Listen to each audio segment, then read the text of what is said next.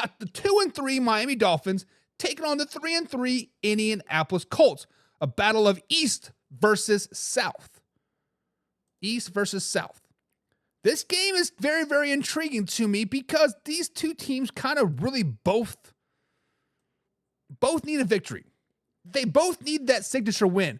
They both kind of need that swag improvement type of game, right? Earlier today on the Man Hour, we talked about how the Colts potentially could be starting old Anthony Richardson, right? Could. Will they? Who knows? Who knows? We'll talk about this. But key number one. Pop up. There you go. For the Miami Dolphins is they need to get Tyreek Hill going. All season long, the Miami Dolphins offense just been a little bit off. It's been MIA. Even when before Tua went down, just the whole offense just because really never kind of flourished like it did last season. The quarterback duo of Skylar Thompson and Snoop Huntley have been far from lining it up. Let's just be honest. But on the opposite side of that, the play calling has been less than impactful as well. They're still trying to push the ball down the field like Tua has that strong arm. Well, guess what? Snoop and Skylar Thompson don't have that strong arm to really push the ball down the field. So bad play calling, bad quarterback play has been really the downfall of the Miami Dolphins so far this season. But key number one is they need to get Tyreek Hill going. They need to get the ball into Tyreek Hill's hands any way they can. He needs touches. He is the motor of that team. He's the X factor of that team. And once the defense starts to worry about him, Jalen Waddle gets open. Once Jalen Waddle gets open, oh crap, we got to worry about Hill and Waddle, bada bing, bada boom. And then the running back comes to life. The running game comes to life, which has been lackluster at best as well. So once you focus on getting Tyreek Hill the ball, whether it's slant routes, whether it's in the round, whether it's bubble screen, get Miami Dolphins Tyreek Hill going.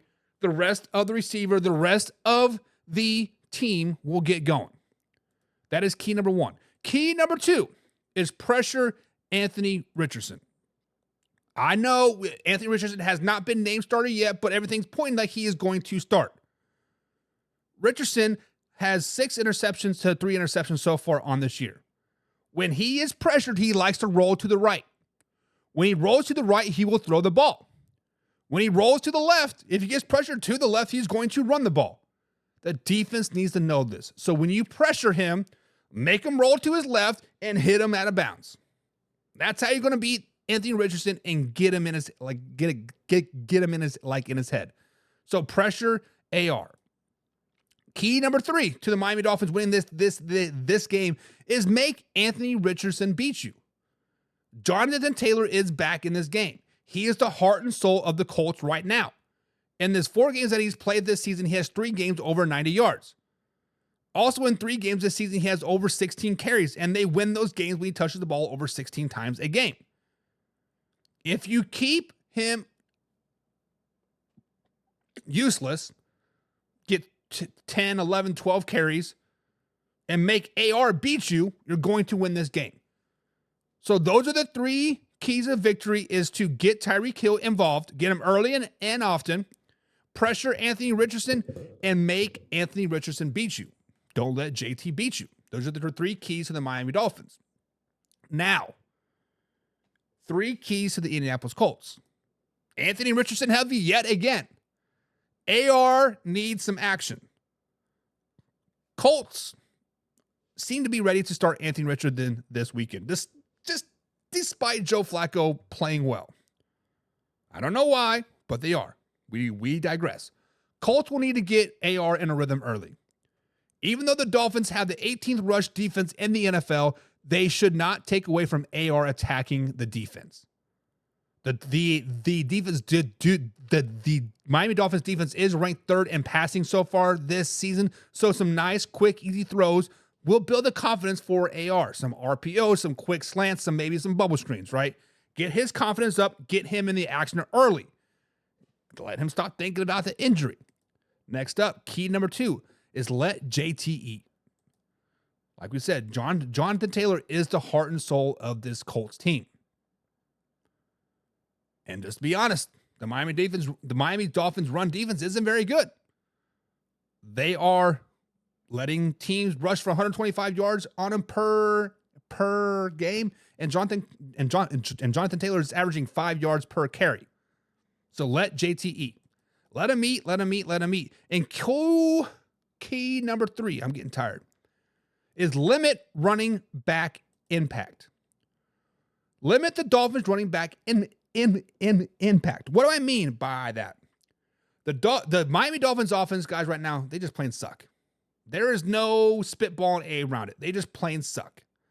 They're not pushing the ball down the field with Snoop Huntley. They are not allowing the speedy wide receivers to run their normal routes, those slants and goes and all that other crap. Achane, Wright, and Mostert have been a trio that could get hot, but you don't want them to get hot. You shut them down, bada bing, bada boom. It could be a very, very long day for the Miami Dolphins. So do not let the Miami Dolphins running back impact the game. So keys for the Colts: get AR in the action early. Let Jonathan Taylor eat and limit the impact of the Dolphins running backs. Those are the 3 keys for both of those team guys. So who do you guys got? Do you guys got the Miami Dolphins or the Indianapolis Colts in this particular game?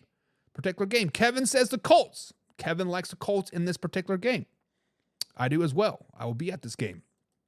Laura says, I took the Dolphins. Okay. Alfonso took the Texans 51-0. Get out of here. Kevin Cummings says, Dolphins can't do shit without Tua. Even though he was a subpar himself, he's still better than the other options. True. WB Ant is in the chat. Winner of Week 6 NFL Pick'em. Shout out to Ant there. He's got a t-shirt on the way. Kevin's good night to you as well, Kevin. John is taking the Colts. John is taking the Colts. WBN is taking the Colts in the upset as well. Would it really be an upset? It looks like the Colts are favored by 3, so it would not be an upset, guys. Now, on paper, it could be an upset. If we're talking back in July and June, it would be an upset. But right now, it is not an upset. John thinks the Colts are going to win 28-13. And WB Ant says, I think AR needs to be remain seated. He does. We talked about it this afternoon.